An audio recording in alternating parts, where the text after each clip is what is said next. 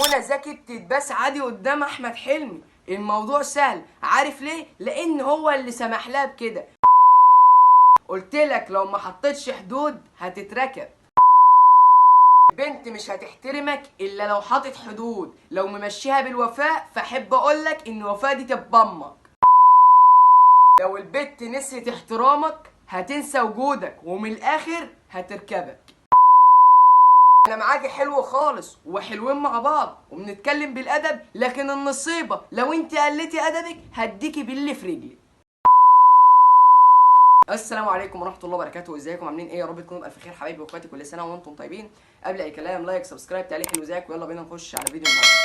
الدخله او المقدمه بتاعت فيديو النهارده مش عشان اثاره الجدل، لا، انا شفت فيديو لمنى زكي وهي بتتباس قدام احمد حلمي، بتبص وتحضن وعادي، والدنيا بسيطه والدنيا مريحه وعادي.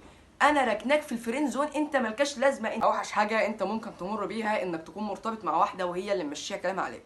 صاحبي انا عارف ان العلاقه تكون بالتراضي، احنا متراضيين، لكن الراجل راجل والست ست.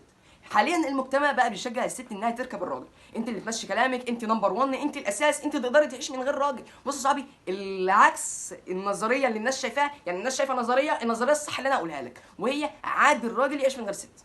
اما الست تعيش من غير راجل احب اقول لك دي استحاله. لكن الست لما تعيش مع الراجل وتضمن وجوده بتركبه. دي اقل حاجه احب اقولها لك في فيديو النهارده. لو الست ضمنت وجودك هتركبك. مش انا اللي بقول كده، دي من خلال تجارب ناس وصلت سنها ل 40 سنه حاليا، وناس عندها 20 سنه، وناس عندها 15 سنه. كل دول معايا في محتوى اونلاين، هم اللي قالوا الكلام ده بلسانهم، وهو الست لو ضمنت وجودك هتركبك. انا مش بقول لك انك تذلها وتقول لها كل 5 دقايق انا اعرف فلانه واعرف فلانه واعرف فلانه وهسيبك، لا، اديها الامان، حسسها بالامان، لكن حاطط حدود. اول ما هي تقص الحدود دي طلع عين ابوها وش كده.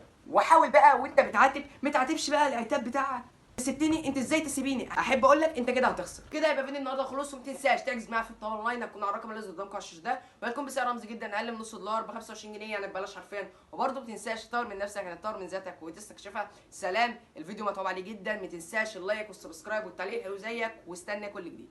سلام.